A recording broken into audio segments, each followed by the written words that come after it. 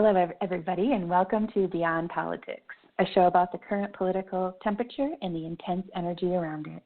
Join Jennie and Bo as they bring comedy and drama together for an hour of holy shit, I can't believe they said that, and oh my God, are they that highly evolved? But seriously, we're here to shine a light in the dark and bring knowledge to the table. Tonight, you have myself, Jennie McDaniel, and as usual, the funny Bo Micadelic. Hi, Bo. How are you doing? Oh, no, please, everybody sit down. It's too much. It's too much. I'm humbled. Oh, my God. No, a second round. Jeez, come on. I haven't even earned it yet. Can you let me, please? Okay. All right, I guess I'm good. You're doing good. It's good to hear. Guess, I'm glad your ego's tamed for the evening. Man could. I don't like to brag. That's the thing about me. Just a humble, regular Joe comedian actor.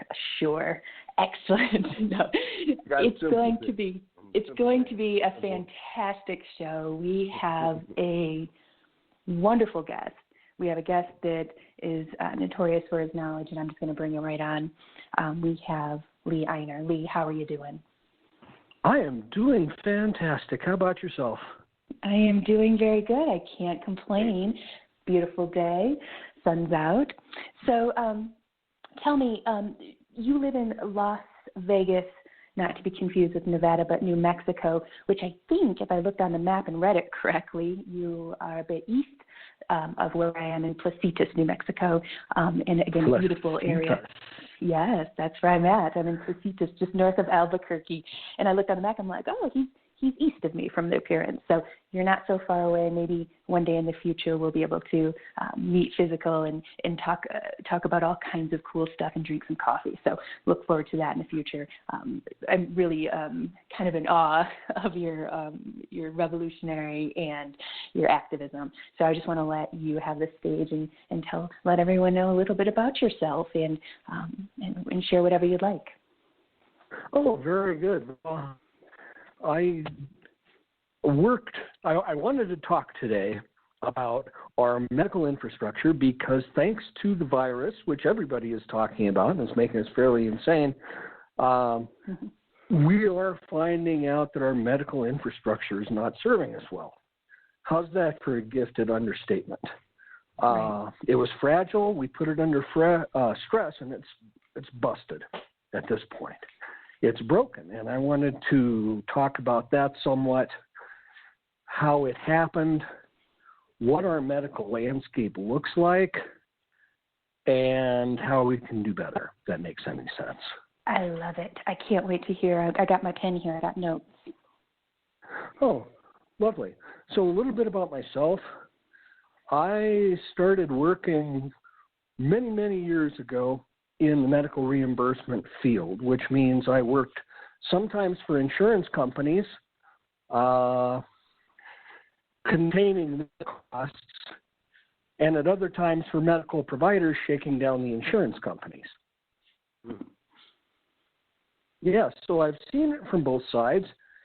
I'm not a clinician. I'm not going to talk about for example, what I think we should be doing for PPE for the virus, because I'd just be blowing smoke up your ass. I have no clinical background in that, and unlike many Americans, I don't hold much stock in unfounded opinions and won't share my own. But I do know about how the medical system operates. So I'm not going to say how the medical system works, because it never did. Lee, do you think that, and I recently posted, not to cut you off or anything, but I recently posted something about the CDC willing to give out more money for those who have COVID claims. What is your thought about that? Do you think that the government, because I mean, based on what I'm seeing from the White House, they said that if it's COVID, we'll cover it. So I don't see why a hospital wouldn't, claim all their patients as COVID if they're getting more money for them. Well, one reason they wouldn't claim it all as COVID is because the Health and Human Services Office of the Inspector General, with something that obvious, would go marching in and would kick ass and take names. Even during the pandemic? And also, it doesn't matter. Imagine doing the same thing with the IRS. Imagine time and you're not, that's not, your protection, and thinking you got away from it, and here it is 3 years later, IRS. Right? You don't want to do that. Well, if it's done on a mass scale, though, and that's the thing that gets me back into thinking it. If it's done so widely, and everybody is in the same frame of mind that, okay, this virus is attacking all of us. It doesn't even matter if we have the test for it. Mark it down. Yeah. That's kind of tough. Okay. Who assigns the ICD-9 codes? Okay, so there, I see that there's still there's paperwork and red tape. But what I am, and I'm not trying to get you off because I mean off on a different tangent because I want to hear what you have to say about your background with the insurance stuff. What I'm saying is that it seems like it would be too easy to get money from the government by just saying it's COVID. And I might be wrong. Well, where's your paper trail to back it up? Okay, and believe me, I'm not saying there is not rampant fraud and abuse in the medical industry. For the last 7 years of the 20 years I was in it, I was a whistleblower against that fraud and abuse. That's what I filed two successful qui tam cases. I was written up in Taxpayers Against Fraud for having successfully prosecuted the first case of its kind against a durable medical equipment supplier. So I know how they play dirty. But when you start to talk about, well, what if all the hospitals are reporting everything as coronavirus? It's not a successful conspiracy because you'd have to pull too many people into it. That's not the way these things work. I'm not saying every case. But if there's even slightly, because the symptoms are so wide-ranging. Every time I talk to somebody in the health industry, they're telling me even more stuff, like stomach pains. At first it was a respiratory problem. And then they're saying headaches. And it's like, wait a minute, all this stuff? All of it. Yeah, you can just mark it down. And I'm not in the field, so I don't know. But I can see why it would make sense for it to go on. And there may be a financial incentive. There may not. Right. When you start to talk about, is there a financial incentive for treating a coronavirus patient? There's a higher level of expertise. There's more equipment potentially involved. Yeah. So there probably should be a higher level of reimbursement. Does that mean that there's a vast conspiracy to defraud and that the numbers are being overreported? Now we're getting into a clinical area, and that's not what I want to talk about. But I think the likelihood is the numbers are being underreported. I tried so hard. Jesus, Bo. I wanted you to be on my side, Lee, but it's okay. No worries. I was just trying to test you. But I wanted you to, yes, Bo, you're right. They're all fucking corrupt. Well, I think it is. I think he's about to tell us his experience with a mass level of corruption here. I do want to hear this. Well, and it's expected, right? Because what we have in the U.S. medical system, first of all, we have it split in half. So you have a medical delivery system, and then you have a medical reimbursement system that's also just a crazy quilt of, 1,000+ different payers under different circumstances that we call insurance under a blanket term.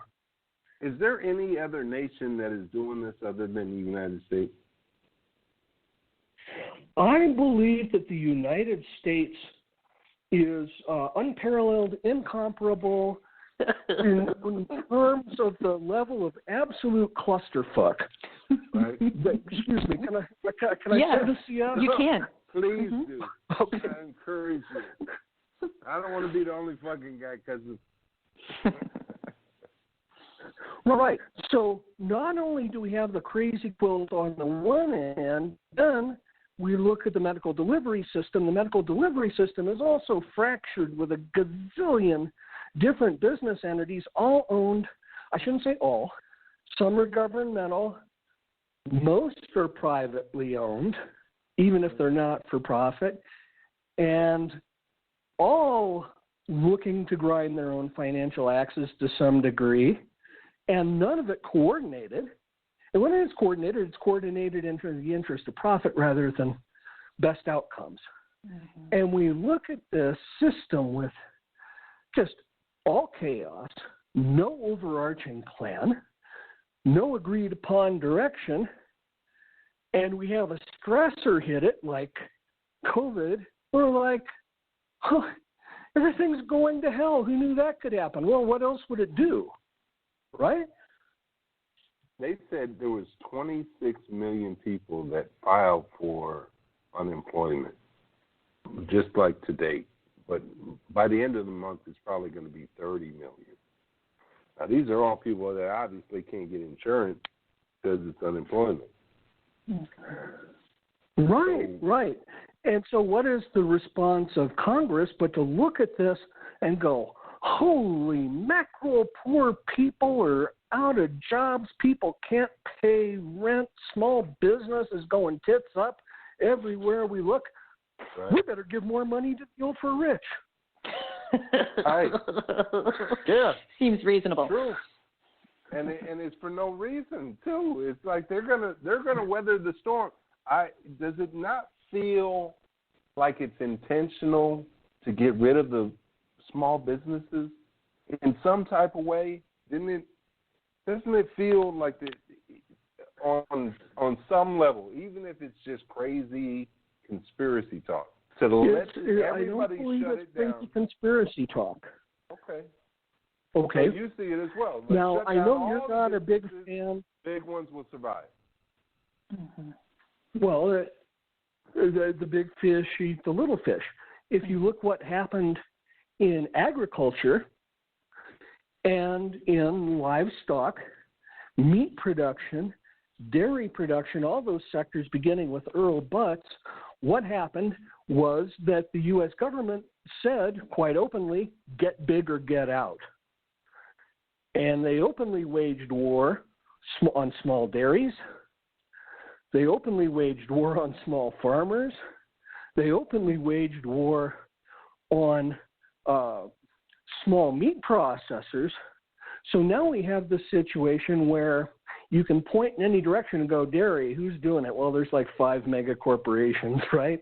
Wow. Okay, gosh. Beef processing, who's doing it? There's 3 more mega corporations. Okay, well, how about pork? Yeah, same thing. How poultry, Tyson, right? Mm-hmm. All of that was concentrated in a tiny number of very big hands. And now we're finding out why that's a dumb idea.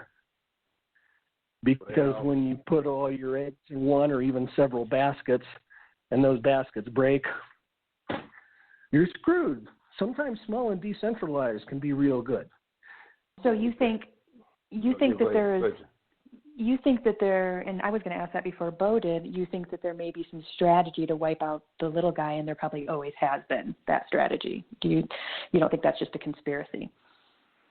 I don't think, how am I going to frame this? Not a conspiracy in the sense that a handful of shadowy people came up with a plan behind closed doors, because this is over and